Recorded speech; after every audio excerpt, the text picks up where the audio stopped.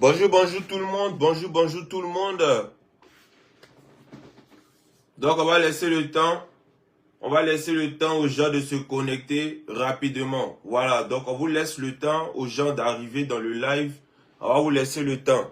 Donc, connectez-vous s'il vous plaît. Partagez le live. Partagez le lien au max. Et dites aux gens que Benito est en live. Et que nous allons commencer les choses importantes tout à l'heure. Donc, poussez les cœurs s'il vous plaît. Sur TikTok, ça commence à monter. Facebook aussi. Poussez les cœurs massivement. On va commencer à s'exprimer sur cette histoire de Zimrida. On va d'abord étaler les premières questions en préambule. Puis après ça, maintenant, on va essayer de répondre au fur et à mesure que nous allons évoluer dans le sujet. Donc, s'il vous plaît, chers abonnés, chers amis, pompez les cœurs, faites monter, surtout identifiez d'autres personnes de sorte à ce que les gens puissent venir s'informer réellement sur cette histoire de Zimrida. Donc, chers amis, c'est à vous de jouer. Mes amis de YouTube, les amis de Facebook, les amis de TikTok. Sur TikTok, ça commence à monter. Sur Facebook, ça commence à monter. Sur YouTube aussi, ça commence à monter. On va laisser le temps à d'autres personnes de pouvoir nous rejoindre dans ce live-là. Voilà, donc on va laisser le temps à d'autres personnes de pouvoir nous rejoindre dans ce live. Et dans quelques instants, on va commencer à pouvoir s'exprimer sur ce sujet-là qui est le Zimrida. Je voulais faire une vidéo tout à l'heure, mais j'ai dit non.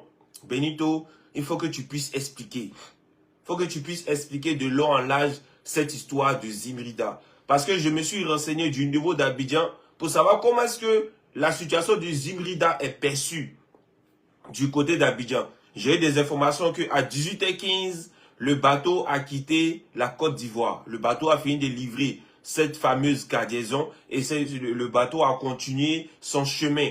Vers où il va, ça ne nous intéresse plus parce qu'il n'est plus dans notre pays. Mais ce qu'il a fait dans notre pays, pourquoi est-ce qu'il est arrivé dans notre pays? Je pense que j'ai pu avoir tout un ensemble d'éléments pour pouvoir répondre à ce type de questions-là. Et on va tous chercher à savoir pourquoi est-ce qu'un bateau qui quitte en Russie pour arriver jusqu'en Côte d'Ivoire depuis le mois d'août jusqu'au 30 décembre 2024, ce bateau-là traîne aux côtes de la Côte d'Ivoire. Pourquoi est-ce que nos autorités disent que ce produit-là n'est pas assez dangereux, mais ils ont convoqué une réunion d'urgence où il y avait le directeur de la police, où il y avait le commandant-chef de la gendarmerie, où il y avait le ministère de la Défense, où il y avait le ministère de l'Intérieur, ministère de l'Agriculture, où il y avait la sécurité nationale. Pourquoi est-ce que vous dites que vous avez l'habitude de traiter ce genre de produit-là et bizarrement, vous invitez tout ce qui concourt à la sécurité nationale? Pourquoi est-ce que vous le faites?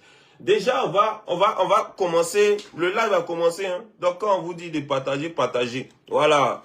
Ceux qui veulent rester, restez. Le match a déjà commencé comme ça.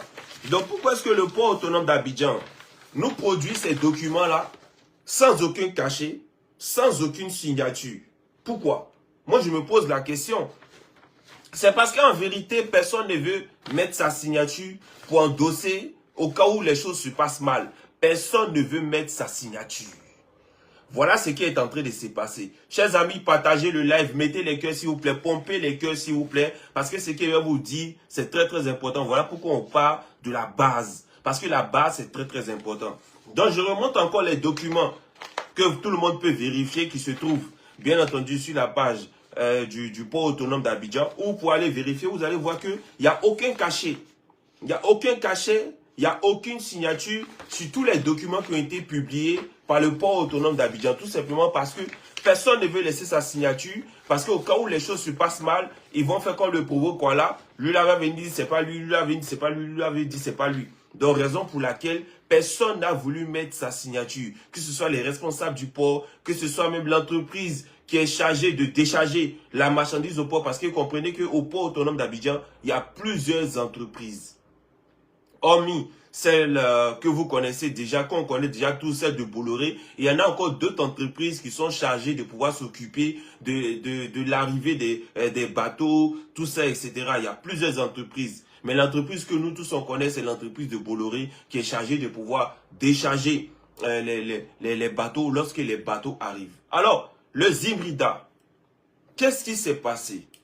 Comprenez que d'abord, comme j'ai déjà expliqué dans plusieurs de mes vidéos, au départ, ce bateau-là n'était pas le Zimrida. C'était un bateau qui s'appelait le Ruby. Donc le Ruby part de la Russie. Mais moi, je me pose une question. Pourquoi est-ce que les médias occidentaux ne s'empressent pas de donner le nom de la société qui a donné la cargaison qui se trouve dans le Libye? Entre parenthèses, le Zimrida. Pourquoi? Moi, je me suis posé la question de dire, mais aujourd'hui, nous sommes dans une guerre médiatique entre l'Occident et la Russie. Un navire qui contient des éléments dangereux quitte en Russie pour venir en Europe, puis en Afrique, et personne ne donne le nom de la société.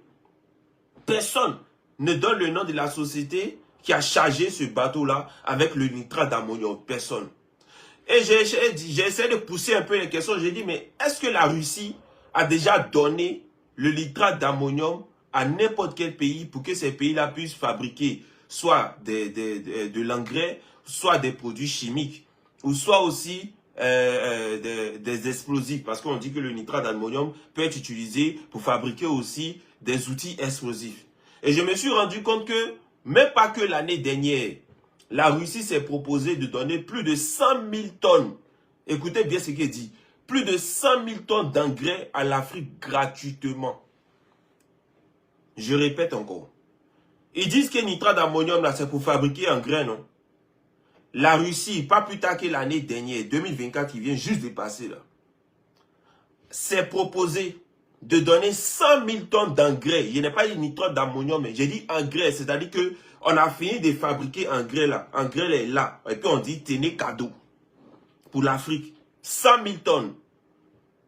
Donc c'est-à-dire que la Russie ne donne pas, c'est-à-dire que ce qu'on peut pour fabriquer engrais là, la Russie ne donne pas l'élément brut. La Russie elle-même fabrique l'engrais. Et c'est lorsqu'elle finit de fabriquer l'engrais qu'elle donne maintenant à ceux qui veulent. Voilà comment la Russie procède. Donc un bateau qui quitte en Russie, avec des produits chimiques aussi dangereux, comment ça se fait qu'aucun média, ni national ni international, ne donne le nom de la société, parce que ça vient d'une société, c'est pas qu'ils soient allés puiser dans un puits, ça vient d'une société, parce que ce sont des éléments chimiques, donc ça vient d'une société. Donc pourquoi est-ce qu'aucun média, à l'heure actuelle où on est en train de parler d'une guerre entre la Russie et l'Occident, personne n'a osé donner le nom de la société? Comment ça s'est fait? Comment ça se fait que aucun nom n'est donné, même au niveau de la Côte d'Ivoire? Lorsqu'on essaie de parler de la personne qui a acheté le produit, on ne donne pas le nom de la société, on ne donne pas le nom de l'acheteur. Moi, je me pose des questions. Si vous dites que le produit est bon pour la santé et que le produit ne court aucun risque vis-à-vis de la population ivoirienne, pourquoi est-ce que vous ne donnez pas les noms de ceux qui veulent acheter le produit? Pourquoi est-ce que vous ne donnez pas les noms des sociétés qui veulent acheter le produit? Pourquoi est-ce que vous ne donnez pas les noms? À la place des noms, c'est client. C'est qu'on ne dit pas le nom de celui qui va acheter. Le nom qu'on entend, c'est client. Oui, le client a commandé, oui, les clients, une société minière a commandé, mais on ne donne pas le nom de la société. On ne donne pas le nom du propriétaire de la société ou du directeur de la société. En fait, on ne nous donne aucune information. C'est-à-dire que si c'était eux là même, les Ivoiriens n'aiment pas savoir qu'il y a une bombe qui se dirige vers leur pays. Personne n'allait savoir. Ce qui fait que les médias occidentaux, ils ont honte. Les médias occidentaux, ils ont honte actuellement. Parce que, regardez même comme la lutte avec laquelle ils étaient en train de décrypter cette histoire d'information sur le Zimrida, avant que cela n'arrive vers la Côte d'Ivoire. Mais lorsque cela arrivait vers la Côte d'Ivoire, ils se sont adaptés au langage des autorités ivoiriennes. Donc moi, pour ma petite intelligence, je me dis que c'est certainement une entreprise occidentale qui se trouve en Russie qui est l'auteur de ces produits chimiques-là. C'est bien sûr, ça c'est quelque chose qu'on finira par savoir. Moi, on n'est pas pressé. Parce que pour le moment, la Russie n'a encore rien dit. Hein. La Russie n'a encore fait aucun communiqué. Elle n'a encore rien dit sur cette histoire de Zimrida. Et personne n'accuse la Russie de venir déverser ses déchets toxiques dans un autre pays. Puisque ce Zimrida-là était censé arriver en France, était censé arriver en Angleterre, et personne n'accuse la Russie de vouloir faire venir déverser ses produits chimiques dans d'autres pays. Donc, c'est-à-dire que c'est une société occidentale. Parce qu'en Russie, il y a plusieurs sociétés occidentales qui sont dans l'exploitation minière là-bas. Il y a plusieurs sociétés occidentales qui sont dans l'exploitation du gaz. Il y a plusieurs sociétés occidentales qui sont dans l'exploitation du pétrole. Et Total même est là-bas. Total même est en Russie. Total exploite le pétrole russe Total exploite le gaz russe. Surtout dans cette région-là, où on dit que le produit est quitté là. Surtout dans cette région-là. Et voilà pourquoi aucun média occidental ne s'empresse de venir dire que la Russie essaie de venir jeter ses déchets toxiques, soit en Afrique, soit en Europe. Personne n'en parle. Sinon, la Russie, ils ont un grand territoire où ils font les essais de bombes. Pourquoi est-ce qu'ils ne vont pas jeter leurs produits là-bas? Pourquoi ils ne vont pas déverser ça là-bas? C'est une question, non? On est là pour se poser des questions, hein, puis après essayer de répondre. Parce que la Russie, ils ont un grand territoire où ils font des essais nucléaires. Donc, s'ils ont un territoire aussi large pour faire des essais nucléaires, pourquoi est-ce qu'ils ne vont pas jeter leurs produits là dans les endroits où ils font les essais nucléaires? Pourquoi? Et pourquoi aussi aucun pays européen n'accuse la Russie de vouloir déverser ses produits chimiques en Europe ou soit en Afrique? Pourquoi personne ne le dit? C'est parce que probablement, il est fort probable que la société qui a produit ces produits chimiques là soit une société occidentale ou même française. Voilà ce qui se passe derrière cette histoire de Zimrida. Vous voyez qu'on est en train de répondre petit à petit aux questions. Sauf que pour le moment, je n'ai pas des informations claires pour donner le nom du client. Mais il semble que ça va venir parce que j'ai des gars derrière qui sont en train de fouiller. Et je sais qu'il faut aussi. Et dès que j'ai le nom du client, la société qui a commandé ces soi-disant nitrate d'ammonium, moi, je vais mettre ça sur la toile. Ça, il n'y a pas de bruit dedans. Il n'y a pas, vous pouvez compter sur moi pour ça. Peu importe qui il est, comment il est, il n'a rien à foutre. On va mettre son nom sur la toile. Comme ça, dès que quelque chose se passe, tout le monde sait où regarder. Comme ça, dès que quelque chose se passe, tout le monde saura où regarder. Donc, je continue pour dire. Donc, lorsque, aujourd'hui, on constate qu'aucun pays occidental ne se permet d'accuser la Russie pour dire que la Russie essaie de déverser ses produits chimiques, en l'occurrence, on commence à comprendre qu'en réalité, c'est parce que les produits chimiques viennent d'une société occidentale qui se trouve en Russie. Maintenant, moi, aujourd'hui, dans mes balades sur TikTok, je suis tombé sur un direct animé par Daouda Koulibaly, le gars de Live TV, là. Où il y a un gars qui est monté pour dire, lui, il ne comprend pas pourquoi est-ce que cette histoire de Zimrida suscite autant de questionnements, alors que la Côte d'Ivoire a l'habitude d'accueillir ce genre de produits-là, parce qu'on fabrique Javel, parce qu'on a des sociétés minières qui peuvent utiliser le nitrate d'ammonium pour fabriquer des explosifs, pour exploser les mines, de sorte à pouvoir extraire le minerai. Il a donné tout un ensemble d'explications. Mais moi, j'ai une question. En fait, Daouda, franchement dit, vieux père, si tu entends ce qu'il est en train de dire, toi-même, personnellement, il n'y a rien contre toi. C'est-à-dire que Daouda, personne. C'est-à-dire que si moi et toi, on se croise dans la rue, on va causer, on va rire, on va manger ensemble. Tu peux venir chez moi, comme il peut aller chez toi, il n'y a pas de bruit. Toi-même, personnellement, ta personne. Il n'y a rien contre ta personne. Mais c'est ton travail qui m'énerve. Ton travail m'énerve. C'est-à-dire que quand il te voit en train de faire les choses, il a envie de vomir. Et qu'il me demande, mais comment est-ce que tu fais pour être aussi con? Je répète, hein, il n'y a rien contre toi, Daouda. Tu as mon numéro, j'ai ton numéro. On cause souvent, on s'envoie les SMS. C'est-à-dire que toi-même, ta personne, il n'y a rien contre ta personne. Mais tous ceux qui savent, les gens qui me connaissent, c'est que quand moi, il n'y a pas quelqu'un qui bloque la personne en même temps, il n'y a pas de bruit, on ne cause pas, on ne discute pas. On ne cause pas, on ne discute pas. Il y a beaucoup de personnes qui passent sur les réseaux sociaux, ça reste carré. Mais toi, tu as mon contact, moi aussi j'ai ton contact. On cause, on s'appelle, on rigole au téléphone, il n'y a pas de bruit. Donc, c'est pour te dire qu'il n'y a rien contre ta personne. Mais tes activités sur les réseaux sociaux, tes activités sur les médias m'énervent, me donnent l'envie de vomir parce que tu donnes trop l'impression qu'il était trop con, qu'il était trop bête. Et je vais t'expliquer pourquoi. Vous êtes en train de dire d'avoir direct que les produits chimiques là, ça vient en Côte d'Ivoire pour pouvoir fabriquer Javel, pour pouvoir fabriquer des explosifs pour les mines, pour pouvoir fabriquer certains produits chimiques, etc. Pour l'agriculture, vous avez défini même les différents engrais, comment on appelle ça, bio, engrais chimie, etc. Vous avez défini tout ça. Vous êtes spécialiste dans ça. Mais ce que vous avez oublié, c'est que les pays qui ont refusé que les Zimrida accordent chez eux, là, eux aussi, là, ils fabriquent engrais. Eux aussi, là, ils fabriquent Javel. N'oubliez pas que Nestlé, là, c'est une société suisse. Nestlé qui est en Côte d'Ivoire, qui est partout en Afrique, c'est une société suisse. Donc pourquoi est-ce que les Suisses n'ont pas dit aux Français, bon, comme en Suisse ici, il n'y a pas de porc. Donc la France pourra accueillir, et puis les Suisses allaient prendre un conteneur pour aller charger pour revenir avec. Vous pensez qu'en France, on ne fabrique pas Javel? Vous pensez que, comment on appelle ça, comment on appelle les pays? En Angleterre, on ne fabrique pas Javel. Là-bas, on ne fabrique pas explosif, il n'y a pas de mines là-bas. Et ils ne cherchent pas or dans les pays là. Et ils ne cherchent pas or, ils ne cherchent pas diamant, ils ne cherchent rien. C'est en Côte d'Ivoire qu'on fabrique Javel. C'est en Côte d'Ivoire qu'on fabrique Javel. Après, Côte d'Ivoire, on ne fabrique pas Javel dans d'autres pays. Les Français n'ont pas besoin de nitrate d'ammonium pour fabriquer Javel. Ils n'ont pas besoin de ça. Eux n'ont pas besoin de nitrate d'ammonium pour faire... Actuellement, on parle de... comment on appelle ça? La substance qu'on voit pour fabriquer les batteries, là. Actuellement, on dit qu'en France, là-bas, là, c'est B. Les Français n'ont pas besoin de ça pour faire les mines. Ils n'ont pas besoin de ça aussi. Pourquoi c'est en Côte d'Ivoire, ça s'en va? Et que chez eux, ici, ils refusent de prendre ça. Posez-vous un peu les questions. En Europe, ici, on ne fabrique pas engrais. La France ne fabrique pas engrais. La Suisse ne fabrique pas engrais. Les Royaumes-Unis ne fabriquent pas engrais. Pourquoi est-ce qu'eux n'ont pas voulu prendre pour fabriquer engrais chez eux? Pourquoi? C'est pour ça qu'il dit que allez-y à l'information. La Russie elle-même là, elle ne donne pas des produits chimiques pour fabriquer engrais. La preuve au Burkina Faso, lorsque le capitaine Ibrahim Traoré s'est rendu, comment on appelle ça, en Russie, pour discuter de certaines choses, engrais qu'on lui a donné, c'est nitrate d'ammonium. On lui a donné un engrais clair. Les explosifs, les armes qu'on lui a donné, est-ce qu'on lui a donné un produit pour fabriquer les armes? On lui a donné les armes clair.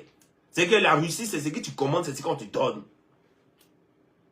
Donc pourquoi est-ce qu'au niveau de la Côte d'Ivoire, au lieu que ce soit la bombe qui vienne directement, là au moins on sait qu'il y a des bombes qui sont rentrées, ou soit des produits d'engrais qui rentrent directement, comme ça on sait que c'est des engrais qui sont rentrés, mais au lieu de ça, c'est des produits hautement explosifs qui sont capables d'exposer la vie des Ivoiriens qui rentrent. Et on est en train de parler, vous dites, vous ne comprenez pas pourquoi est-ce qu'il y a tout cet engouement là autour. Mais allez dire ça aux autorités.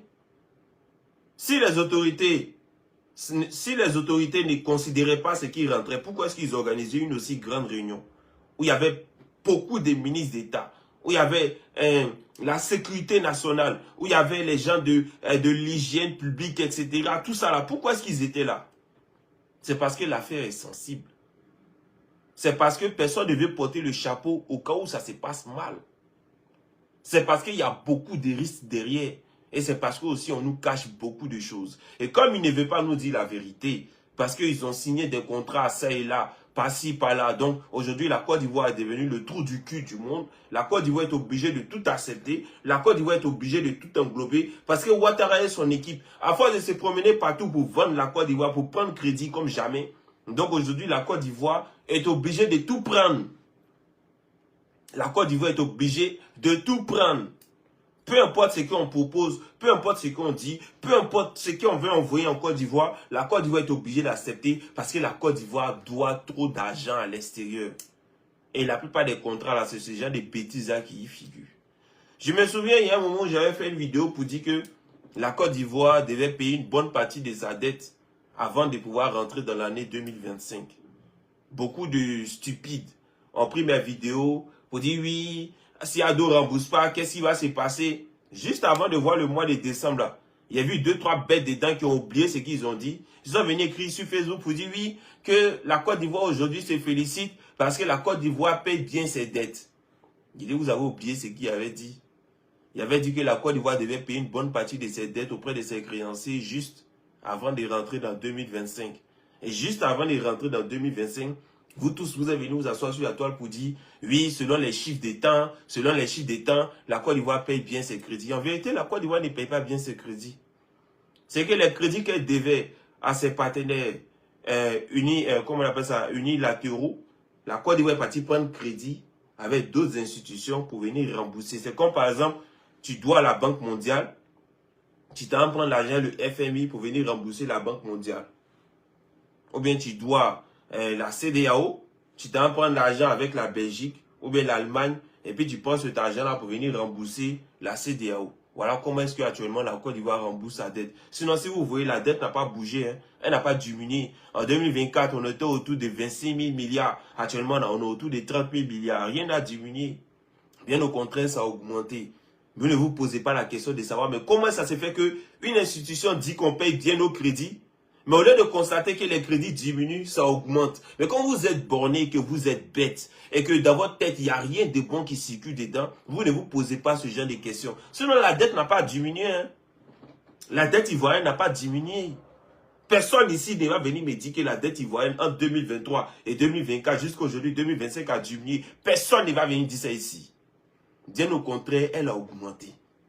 Elle a atteint même un bon niveau où elle a augmenté même encore. Donc, du moment où ça a augmenté encore plus, comment ça se fait que des institutions étrangères disent qu'on paye bien notre crédit? Comment ça se fait? D'après vous? D'après vous, comment ça se fait? C'est-à-dire que tu devais 25. Aujourd'hui, tu dois 100 francs. Et on te demande, mais tu payes bien tes crédits. Hein? C'est parce que tu allais prendre crédit ailleurs pour venir payer crédit. Ah, tu allais prendre crédit ailleurs pour venir payer crédit que tu dois. Maintenant, comme les Ivoiriens, comme actuellement l'état actuel, comme c'est les gens qui sont avides d'argent, c'est que l'argent les rend bêtes. Donc du coup, quand ils remboursent là, ils prennent un peu, ils brillent dans les poches aussi. Ils prennent un peu, ils font un peu de route et puis ils vont justifier ça pour dire oui, on a pris crédit pour faire ça, on a pris crédit pour faire ça. Alors que la grande partie, ils ont pris pour rembourser une partie et aussi l'autre partie, ils ont fourré dans leur poche. Les dettes, elles n'arrivent pas à rembourser parce qu'actuellement, plus de 85% des activités économiques de la Côte d'Ivoire sont dirigées par des étrangers. 85%. Seulement 15%. 15%. 15% pour les sociétés nationales. Voilà ce qui est en train de se passer en Côte d'Ivoire. Et c'est dommage, mais c'est réellement ce qui se passe. Donc, du coup, lorsque la Côte d'Ivoire se retrouve dans des positions où elle est obligée de défendre sa souveraineté, mais il y a des choses qui ne se passent, du coup, qu'elle est obligée de laisser. Pour faire rentrer les navires comme les hybridas, pour faire rentrer des choses, donc on ne connaît pas la provenance, on se dit, mais ils vont laisser tomber. Quand cette histoire des hybridas a commencé, et qu'on a commencé à en parler, j'ai vu beaucoup de blogueurs attardés qui sont venus sur les réseaux sociaux pour dire que les hybridas n'est pas encore rentré en Côte d'Ivoire. Mais ils oublient que la frontière maritime est de plus de 350 km. Renseignez-vous. Les frontières maritimes, là, c'est plus de 350 km. Je répète encore. Pour ceux qui sont sur Internet, vous pouvez aller vérifier.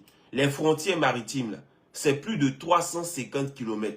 Donc, un bateau qui se trouve à 30 km de la Côte d'Ivoire, du moins, à 30 km du port d'Abidjan, hein, est toujours en Côte d'Ivoire. Parce que c'est 350 km. Quand tu te mets devant la mer, 350 km devant toi, c'est toujours la Côte d'Ivoire. Je répète encore. Quand tu te mets devant la mer à Port-Bouille, 350 km devant toi, c'est toujours la Côte d'Ivoire. Donc si vous venez nous dire qu'un navire qui se trouve à 30 km ou à 60, même à 100 km, même si vous voulez, du port autonome d'Abidjan, il est toujours en Côte d'Ivoire. Il est toujours en Côte d'Ivoire parce qu'il est dans nos frontières maritimes. Il est toujours en Côte d'Ivoire. Il y a les eaux internationales. Regardez à partir de quel moment les eaux internationales commencent. Et vous allez comprendre à quel point est-ce que vous êtes borné. Ah bien, il dit oui, que ça ne va jamais rentrer. Maintenant, comme le bateau est rentré, le bateau a cassé, le bateau a déchargé sa cargaison. Maintenant, il vient dire non, qui ne comprend, que actuellement, ils ne comprennent pas pourquoi est-ce que les gens s'affolent, alors que c'est un produit qu'on utilise pour fabriquer de l'engrais, pour fabriquer ceci, pour fabriquer cela. C'est que vous-même là, quand vous coupez vos caméras là, vous êtes déçus. Vous êtes autant déçus de ce qui se passe que nous. Vous êtes déçus. Mais comme vous ne pouvez pas afficher ça sur Internet, parce que si vous affichez, les gens vont étaler votre stupidité de d'hier pour mélanger avec tout ce qui se passe sur les réseaux sociaux. Donc, par fierté pour vous-même, vous êtes obligé de faire comme s'il n'y a rien. Sinon, tu ne peux pas venir faire une vidéo à 18 h pour venir dire non, que le bateau ne va pas rentrer en Côte d'Ivoire, que Ouattara va protéger les Ivoiriens, nanani, nanana. Et le lendemain, à 6 h, tu viens dire non, que c'est pour fabriquer des produits chimiques, qu'il y a une société au nord qui a commandé ça pour pouvoir fabriquer des explosifs, pour pouvoir gérer sa mine. La question est la suivante. Le nom de la société, là, tu ne connais pas. Donnez-nous le nom des sociétés. Les sociétés qui ont commandé ces produits chimiques-là. Donnez-nous le nom de ces sociétés-là.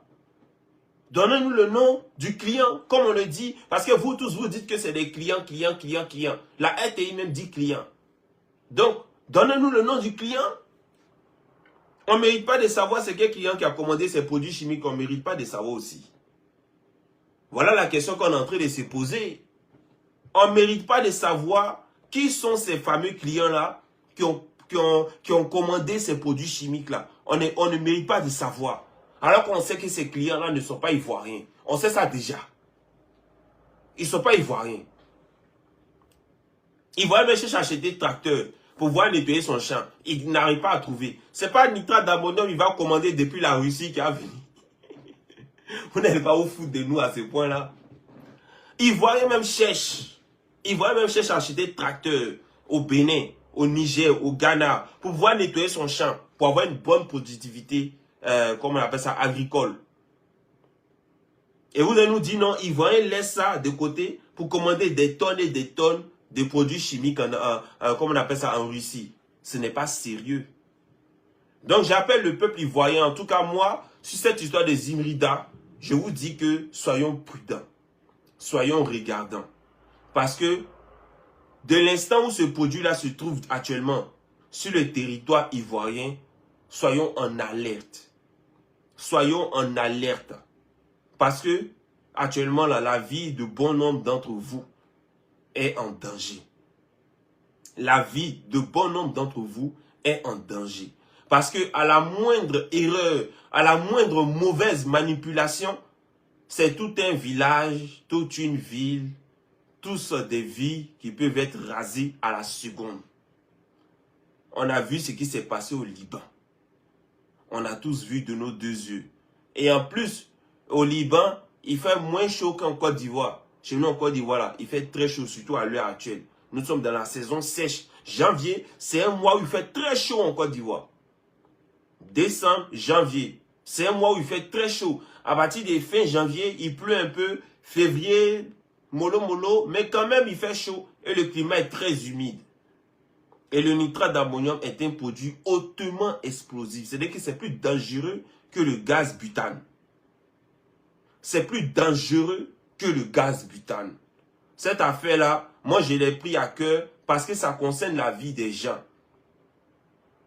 Je l'ai pris à cœur parce que ça concerne la vie des gens, la vie de pauvres Ivoiriens. Peu importe où ça va aller. On dit que ça va dans une mine. Nous tous on sait que les mines en Côte d'Ivoire, soit c'est à l'ouest, au nord-ouest, soit c'est carrément au nord. Mais comme nos parents du nord sont aussi nos parents, sont aussi nos frères, comme moi je l'ai dit, moi j'ai passé 2 mois au nord. Donc je tiens à la vie de chaque Ivoirien sur le mètre carré de la Côte d'Ivoire. Je tiens à cette vie-là. Parce que je pense que c'est des gens que demain, s'ils ont la chance de vivre, ils ont la chance d'avoir ce qu'ils cherchent, ils peuvent apporter quelque chose dans le destin de la Côte d'Ivoire. Donc on tient à leur vie. On tient à leur vie. Je parle de tous ces blogueurs-là. Ibrahim Ziggy, Bilal, et qui d'autre encore, DBZ, mon frère, qui s'appelle Amel Levé. Tous ces gens-là, tous ceux que je n'ai pas cité le nom parce que je ne les connais pas eux tous. Voilà, je tiens à leur dire merci. Tous ceux qui se sont prononcés sur ce sujet des Zimrida, tous ces blogueurs-là, je cite encore leur nom pour ceux que je connais, Ibrahim Ziggy, Bilal, DBZ, que tout le monde appelle Amel Levé. Voilà, à tous ceux-là, je dis merci. Même il y a des blogueurs qui d'habitude dansent seulement sur les réseaux sociaux, mais ont essayé de dire, à faire des bateaux là, c'est comment? Au moins, ils ont posé la question. C'est-à-dire que même s'ils ne s'intéressent pas trop à la chose, mais au moins ils ont posé la question pour montrer qu'ils s'intéressent à ce qui est en train de se passer dans notre beau pays, la Côte d'Ivoire. Donc, chers amis, chers familles, voici le message avec lequel je suis venu ce soir pour partager avec vous, pour vous informer sur ce qui est en train de se passer. La première des choses, la première question qu'on doit se poser, c'est quel est le nom de la société qui est en Russie là-bas, hein, qui a décidé de faire sortir son nitrate d'ammonium. Ça, c'est une très bonne question qu'il faut se poser parce que cette société, jusqu'à présent, son nom n'est pas sorti. Et pourquoi est-ce que son nom n'est pas sorti? Moi, je me dis que, vu qu'aucun média de l'Occident n'accuse la Russie de vouloir faire sortir ses produits chimiques en Europe ou en Afrique, c'est que probablement, fort probablement, c'est une société occidentale. Voilà, c'est une société occidentale. Ça seulement, je suis prêt à mettre mon doigt à couper que la société qui a produit ces produits chimiques-là est une société occidentale. La deuxième question, c'est de savoir qui sont ceux qui sont en Côte d'Ivoire qui ont commandé ces produits-là. Oui. Qui sont ceux qui sont en Côte d'Ivoire qui ont commandé ces produits-là? Moi, je dis personne n'a commandé. Personne n'a commandé ces produits de merde. Et je vais vous dire pourquoi est-ce que personne n'a commandé. Parce que normalement, lorsque tu effectues une commande, nous tous on a déjà commandé quelque chose, que ce soit sur Amazon, sur Jumia, j'ai pas envie de faire publicité, mais il faut prendre des cas pratiques. Lorsqu'on commande quelque chose sur Amazon, comme nous on est au pays, on va prendre Jumia. Tu commandes quelque chose sur Jumia. Mais le livreur, quand il arrive chez toi, il t'appelle, tu n'es pas là, lui, il va chez quelqu'un d'autre. Hein. Il va chez quelqu'un d'autre. Il ne va pas t'attendre. Quand le livreur arrive avec ton produit et qu'il t'appelle et que tu n'es pas là ou que tu refuses de prendre ton produit, lui ne va pas passer la journée à t'attendre parce que lui, il est payé par livraison. C'est la même chose avec les bateaux. C'est la même chose avec les bateaux. Donc, ce bateau-là est en mer haute depuis le mois d'octobre. Depuis le mois d'octobre, il est en mer haute. Et avant d'arriver chez nous en Côte d'Ivoire, il est passé par plusieurs pays qui ont refusé de l'accueillir. Ils ont refusé de l'accueillir. Et il est resté pendant plusieurs semaines au large des côtes britanniques. Pendant plusieurs semaines, ce n'est pas moi qui le dis, c'est TF1 qui le dit, comment on appelle ça, TV5 Monde qui le dit. Il est resté pendant plusieurs semaines au large des côtes. Mais si tu es destiné à venir en Côte d'Ivoire, pourquoi est-ce que tu ne viens pas directement? Voilà la question qu'on est en train de se poser. Si tu es destiné à venir en Côte d'Ivoire, aller où en Tanzanie ou bien en Angola, pourquoi est-ce que tu ne viens pas directement et tu restes pendant plusieurs semaines au large des côtes britanniques? Pourquoi? C'est parce qu'il y a un guise sur roche. C'est parce qu'il y a un problème. Oh, cette histoire, il n'y a pas de son sur...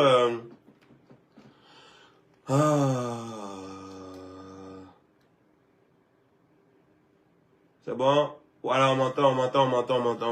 Donc, je vais revenir un peu en arrière pour nos amis de TikTok qui ne m'entendaient pas. Mais comment ça se fait que... Alors que mon casque est bien chargé. Donc, je répète.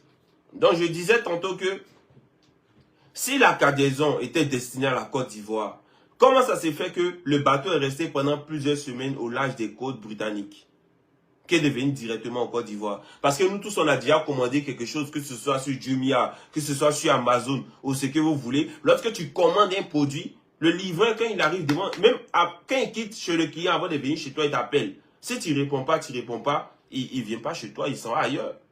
Parce qu'il n'a pas le temps. Lui, il est là pour livrer. Et plus il passe du temps sur la route, c'est son carburant qui s'en va, c'est son temps qui s'en va. Surtout qu'en Europe, les gens sont payés par heure. Donc, les gens n'ont pas le temps. Les gens n'ont pas le temps. C'est la même chose aussi pour les bateaux.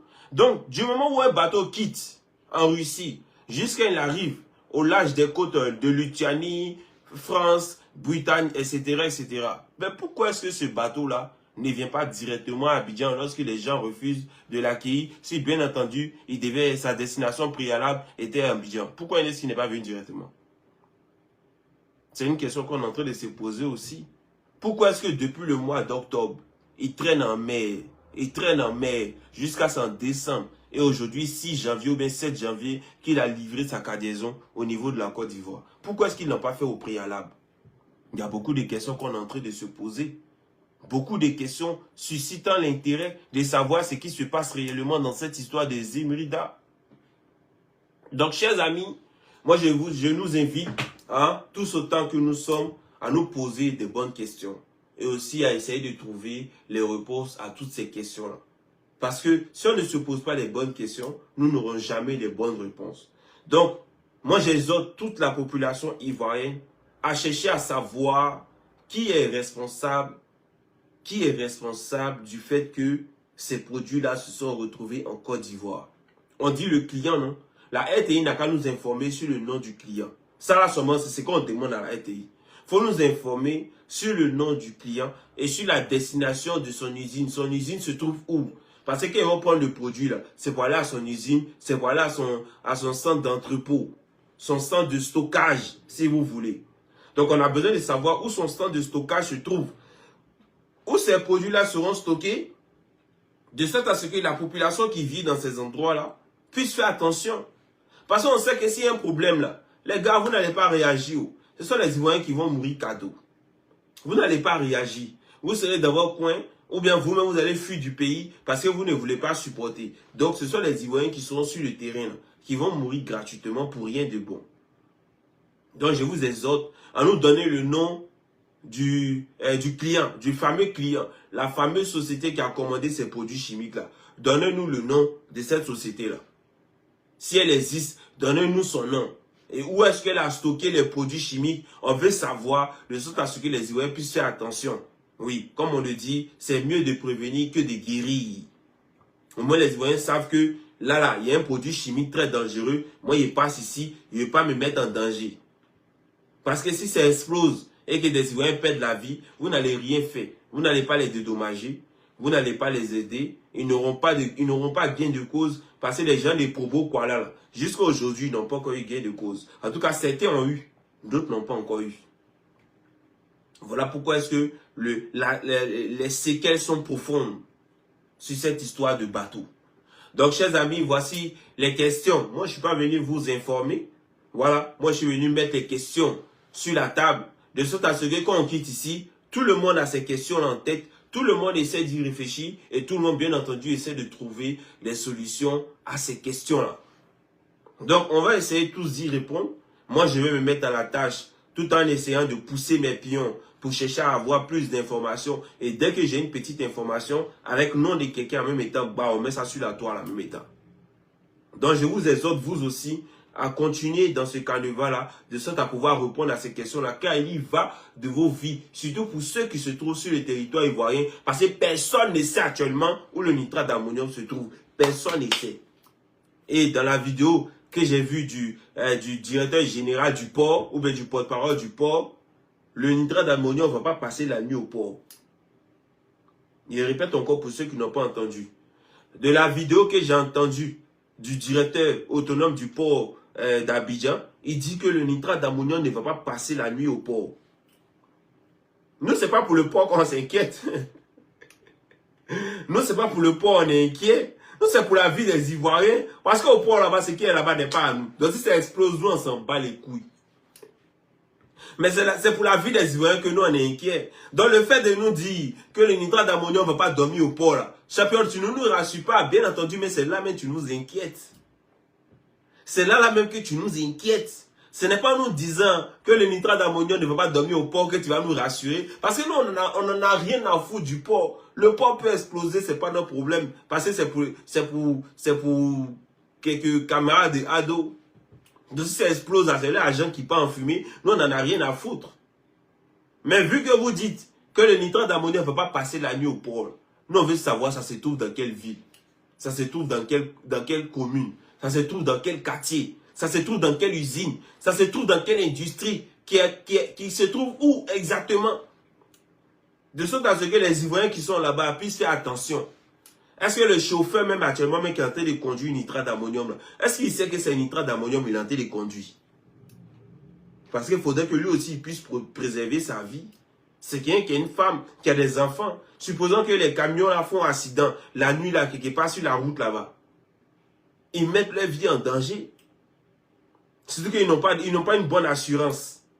Donc voici toutes ces questions-là qu'on est en train de se poser. Vous voyez qu'on parle de question en question, de question en question. Parce qu'en réalité, aucune chaîne nationale et même internationale n'a voulu répondre de façon très précise à ce qui est en train de se passer. On n'a pas le nom de la société qui a fabriqué le nitrate d'ammonium qui se trouve en Russie. On n'a pas le nom de cette société-là. On n'a pas le nom des clients qui ont commandé ce nitrate d'ammonium pour venir en Côte d'Ivoire. On n'a pas le nom. On n'a pas le nom. En fait, on a le nom de rien du tout. On n'a pas le nom des sociétés. On n'a rien du tout. On n'a pas le nom de là où c'est stocké. On n'a pas le nom de la société ou de l'usine. On n'a rien du tout. C'est qu'actuellement là, on sait qu'il y a un nitrate d'ammonium sur notre territoire, mais où c'est, qui a commandé, c'est pour qui, pour faire quoi, on ne sait pas. Et avec ça, on a journaliste au pays. Vous n'êtes journaliste de la Côte d'Ivoire, vous faites honte.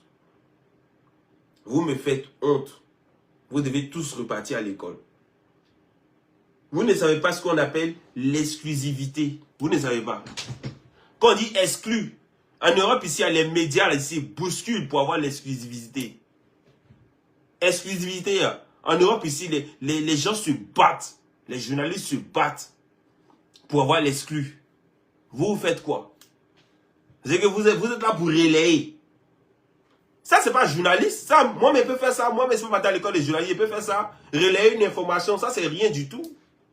La RTI, ça relaye. NCI, ça relaye. l'ITV, ça relaye. Toutes les chaînes en Côte d'Ivoire, ça relaye. Tous ces journalistes qui sont en Côte d'Ivoire, là, vous êtes là pour relayer. Vous ne nous informez pas. Vous êtes nuls à chier, vous tous. À commencer par Daouda.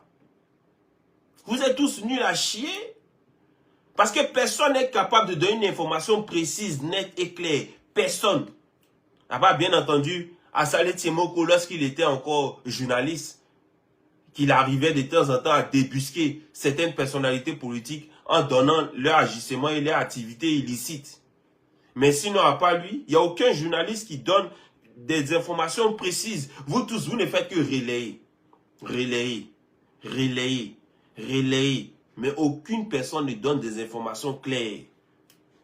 Comment ça se fait qu'il y a un produit? Ils ont mis ça sur camion. Camion a pris une direction. Et jusqu'à présent, on ne sait pas où camion là se trouve. Et puis vous avez nous dire que vous êtes journaliste. Et puis on est sage. Sinon, c'est même qu'on bat bien qu'elle est sortie en temps dans live ça là. Vous avez nous dit que vous êtes journaliste. Alors qu'en plein midi d'Abidjan, dans une saison sèche du mois de janvier, des camions se sont alignés, ont pris près de 8000 tonnes de nitrate d'ammonium. Ils se sont alignés, ils ont pris une direction.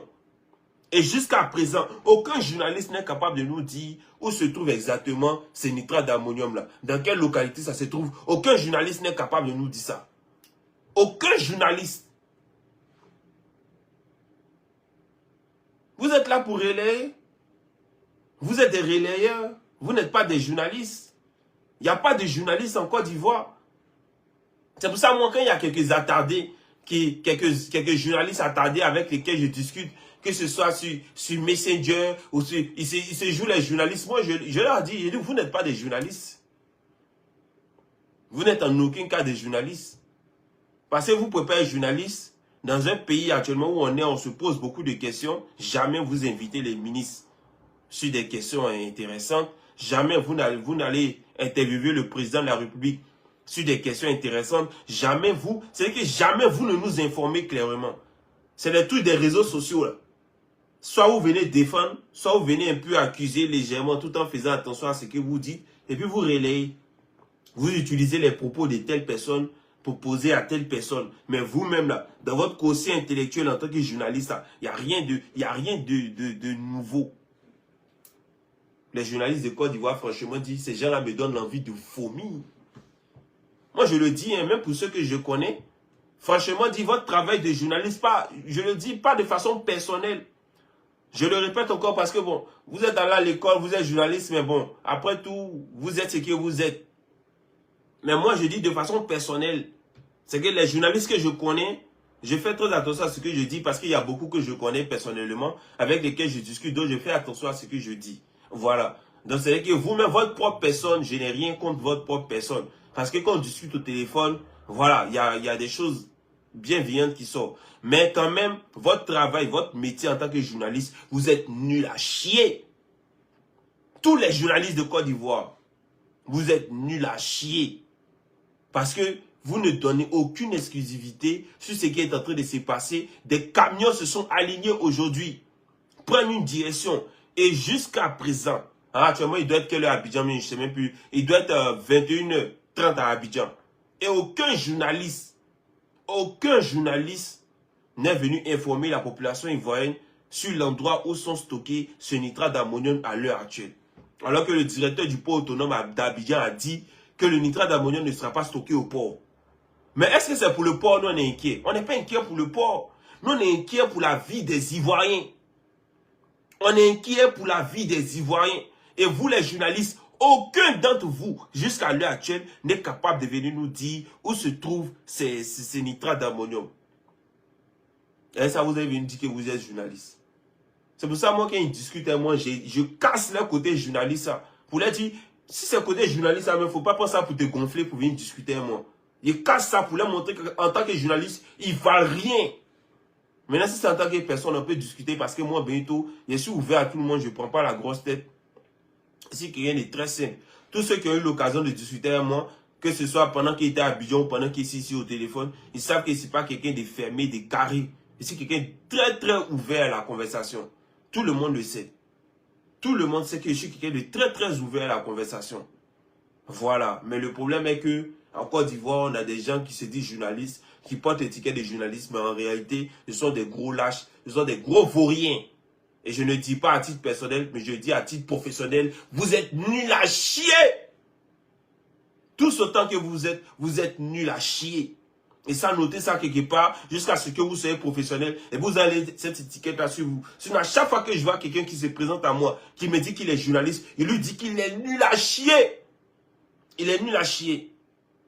Il est très nul à chier. Parce que moi-même, je suis là, il n'est jamais mis pied dans une école de journalisme. Je ne sais même pas mais c'est quoi on étudie là-bas. Je ne connais pas les leçons de base. Mais je sais au moins que dans la vie, là, il faut se poser des questions.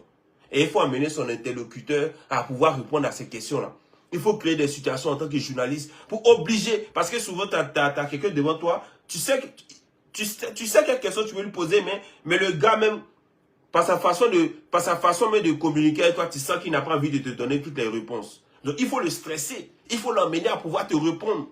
Donc, il y a une stratégie. Même moi-même, il sait faire ça. Alors qu'il n'est jamais mis pied dans l'école des journalistes. Moi-même, il sait faire ça. Parce que même quand on discute avec vous au téléphone, vous voyez ma façon de parler. Il y a des questions fermées. Il y a des questions cul-de-sac. Où on te met dedans, tu es obligé de dire oui ou non. Et ton oui ou non, chacun...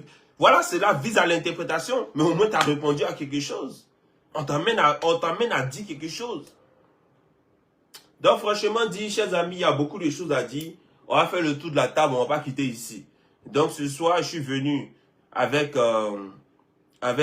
ces questionnements-là pour que chaque Ivoirien, à l'endroit où vous trouvez, moi, je m'en fous de votre appartenance politique, je m'en fous de votre religion, je m'en fous de votre région. Tant que vous êtes Ivoirien, que vous êtes sur le sol ivoirien, considérez-vous en danger. Et comme nous, on ne peut pas s'arrêter pour regarder la Côte d'Ivoire se mettre dans du gros n'importe quoi, on est obligé de parler. Comme ça, au moins, chaque Ivoirien saura qu'il y a quelque chose qui se passe dans ce pays-là. Donc, je m'en félicite, moi, voilà, pour avoir mis ce sujet-là sur la table, même si je ne suis pas la première personne à avoir parlé, mais je suis celui-là même qui a fait que le sujet est monté jusqu'à ce que toutes les institutions ivoiriennes se bougent le cul pour se mettre au travail. Donc, je suis celui-là même qui a porté le message. Après, j'ai été accompagné par d'autres influenceurs très pointus, tels que Ibrahim Ziggy, mon frère que je salue depuis sa position, tel que Bilal aussi, mon frère aussi, que je salue depuis sa position, tel que DBZ et d'autres bien personnes que je ne maîtrise pas leur spédo sur les réseaux sociaux, qui ont aussi porté le sujet là où ça devait être porté. Le vieux père Johnny Pacheco aussi au passage, que je salue. Voilà, qui ont bien soulevé le sujet. Et le sujet a eu le rebondissement qu'il devait avoir. Mais pour moi, le peuple ivoirien aurait pu aller bien plus loin. Mais malheureusement, vous aussi, c'est ça. Le peuple ivoirien aussi, c'est ça. C'est aussi ça. Voilà, c'est aussi... On passe à un autre sujet. Benito, demain, c'est quoi le nouveau sujet? Voilà. Il y a d'autres qui m'envoient le message. Benito, demain, c'est quoi le nouveau sujet? C'est qu'il faut qu'on passe à autre chose. Alors que le danger est là. C'est le qu'on attend, boum, quelque part en Côte d'Ivoire là-bas. Que les gens maintenant vont commencer à nous envoyer les photos, les vidéos, pour dire, regardez ce qui se passe. Regardez ce qui se passe. Alors qu'on aurait pu éviter si on avait fait un bloc. On aurait pu éviter si on avait fait un bloc. Donc, nous, on fait ce qu'on a à faire. Mais de l'autre côté aussi, vous qui êtes sur le terrain, je vous dis que votre vie n'intéresse personne mieux que vous-même. Je répète encore. Votre vie n'intéresse personne mieux que vous-même. Donc, c'est que si vous ne portez pas vos couilles pour protéger vos vies contre votre vie, parce que c'est ça aussi. Parce qu'aujourd'hui, encore une fois, si tu veux protéger ta vie, tu te mets en danger. Voilà le pays dans lequel on est. Donc, protégez vos vies. Parce que votre vie, là, c'est à vous seulement que votre vie appartient. C'est vous seulement qui vous inquiétez de vos vies. Sinon, personne ne s'inquiète de vos vies. Personne. Mais ce n'est que vous-même. Donc, intéressez-vous à vos vies. Protégez vos femmes. Protégez vos enfants. Soyez les gardiens de votre maison. Soyez les gardiens de votre cité. et les oreilles ouvertes. Et moi, mon Messenger, mon WhatsApp, du moins, j'ai dit mon WhatsApp, mon TikTok est ouvert. Pour ceux qui ont entendu que le nitrate d'ammonium se trouve quelque part, pour ceux qui ont un petit soupçon de voir des camions alignés, hein, sans aucune raison, qui sont en train de stocker leur mouvement quelque part, écrivez-moi en inbox. Envoyez-moi des photos, envoyez-moi des messages. On va gérer ça. Il n'y a pas de bruit. On va gérer ça. Voilà. Si vous avez vu des camions d'étant alignés quelque part, beaucoup, en train de parler, on parle au moins de 8000 tonnes. Dans 8000 tonnes là, mon cher. Même s'il y a un camion qui prend, je sais pas, je peux dire peut-être n'importe quoi, peut-être 20 tonnes ou 30 tonnes.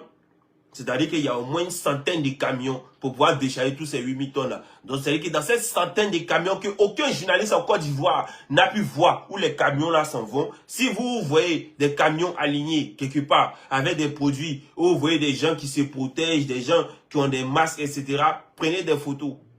En cachette, bien sûr. Prenez des photos en cachette. Et puis, envoyez-moi. Il y a les exposés. Ben, on n'est pas là pour rigoler. Hein. Moi, je vous ai dit que 2025, là, je ne suis pas là pour rigoler. Vous voyez comment ici en tasse ces temps-ci sur les réseaux. Donc, je ne suis pas là pour rigoler. Donc, si vous voyez quelque chose, prenez des photos, prenez des vidéos, et puis envoyez-moi. Mon Messenger est ouvert. Messenger de ma page Facebook est ouvert. C'est que même si toi, on t'a pris pour aller travailler là-bas, tu t'en rends compte que c'est ça. Mon cher, il faut préserver la vie des Ivoiriens. Prends une photo, fais une vidéo, envoie-moi. Mon Messenger est ouvert. Moi, je vais exposer ça. Parce que comme ils disent que c'est une bonne chose, autant que tout le monde puisse savoir où ça se trouve. Voilà. Comme eux ils disent que c'est une bonne chose, là, autant que tout le monde puisse savoir où ça se trouve. Là, quand tout le monde sait où la bonne chose se trouve, c'est mieux. Voilà. Comme ils disent que c'est une bonne chose. Donc, ils ne vont pas trouver d'objection au fait que les gens filment pour mettre sur les réseaux sociaux. Parce que c'est une bonne chose. Donc, filmez, prenez des photos, mais en cachette. Parce qu'après, c'est des sauvages. Faut pas vous allez mettre votre vie en danger à ce point-là. Donc, faites attention. Prenez des photos, prenez des vidéos, et puis envoyez-moi. Et puis, dites seulement où ça se trouve. Il m'occupe du reste. Ça va? Donc, sur ce, je vous dis merci à vous, à tous ceux qui ont suivi ce live-là, du début jusqu'à la fin. Pour ceux qui nous ont pris en cours de route, vous pouvez retrouver ce live sur ma chaîne Facebook ou bien sur ma chaîne YouTube. Vous pouvez retrouver le live en intégralité. Et je vous assure que vous allez apprendre beaucoup de choses dans ce live parce que vous allez repartir avec des questions. Et grâce à ces questions-là, vous allez vous mettre à chercher réellement ce qui se passe dans notre beau pays, la Côte d'Ivoire, que nous devons tous protéger parce que nous portons cette responsabilité-là de protéger notre pays contre qui que ce soit. Contre qui que ce soit, c'est-à-dire même contre même certains Ivoiriens. Donc on protège notre pays contre qui que ce soit. Donc merci à vous, merci à tout le monde. Merci à tous ces gens-là, franchement dit, je vous dis merci. Après, sur TikTok, je crois que je vais prendre quelques personnes qui vont poser des questions. Sur YouTube, je ne peux pas le faire, mais je vais prendre quelques personnes sur TikTok qui vont poser des questions. Donc, pour ceux qui connaissent mon compte TikTok, vous pouvez vous y rendre. Voilà, je vais prendre quelques questions et puis on essaie de répondre pour ce que je sais. Voilà, après, je ne suis pas celui-là qui détient les clés des vérités. Voilà pourquoi est-ce que je suis venu avec ce qu'on sait déjà et poser des questions pour pousser la réflexion encore plus loin. Je ne suis pas venu dire quelque chose que personne ne sait pas. Je suis venu dire quelque chose que tout le monde sait. Voilà, donc on va prendre ça comme ça. On va se retrouver tout à l'heure sur TikTok. On va prendre 2-3 questions rapides. On va essayer de répondre et puis on va voir comment faire avancer les choses. Sur ce, je vous remercie. Je vous dis vraiment merci. Que ce soit ma communauté, surtout ma communauté de YouTube et TikTok et Facebook, franchement, je vous dis merci parce que vous avez trop fait pour moi. Je vous assure. Vous ne savez pas quel bien vous nous faites. Vous ne savez pas. Parce qu'on se met trop en danger, les gars. On se met trop en danger. Mais on a décidé. Parce que c'est pas quand on va arrêter. C'est pas parce qu'aujourd'hui, il dit non, moi, ben, tu ne fais plus de vidéo pour critiquer Ouattara que les gens vont me pardonner. Ils ne vont pas me pardonner. Ils ont essayé Johnny Pacheco, ils ont vu ce qui s'est passé.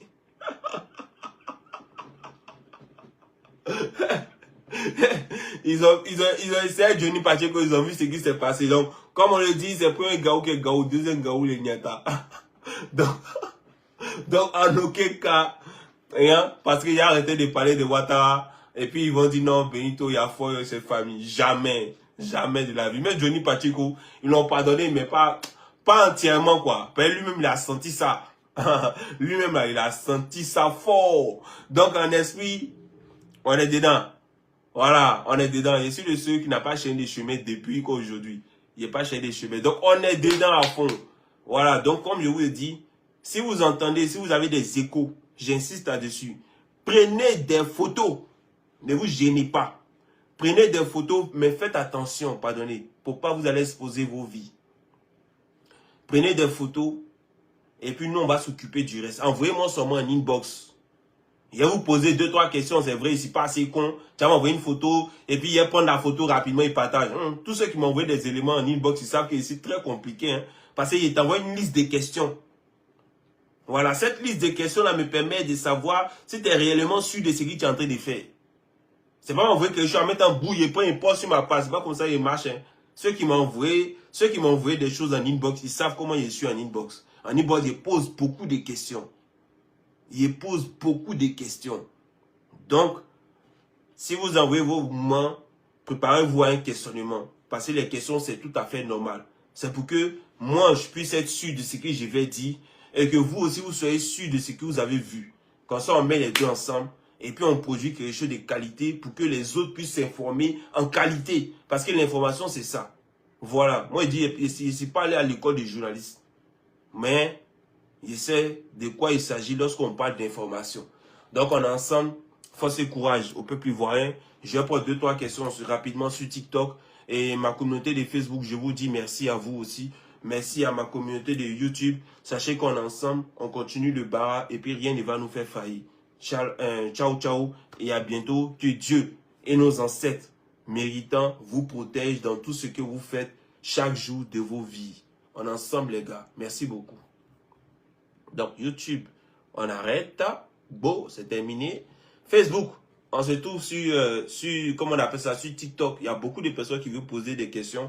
Donc, on se retrouve là pour pouvoir prendre des questions et puis pouvoir répondre. Donc, on se retrouve sur TikTok. Merci beaucoup. La première chose, abonnez-vous à cette page. Cliquez sur le bouton s'abonner qui s'affiche juste en bas. Et la deuxième chose, cliquez sur la cloche de notification pour ne rater aucune des vidéos que je publie ici très régulièrement. Retrouvez KDW Africa sur YouTube, Facebook, TikTok.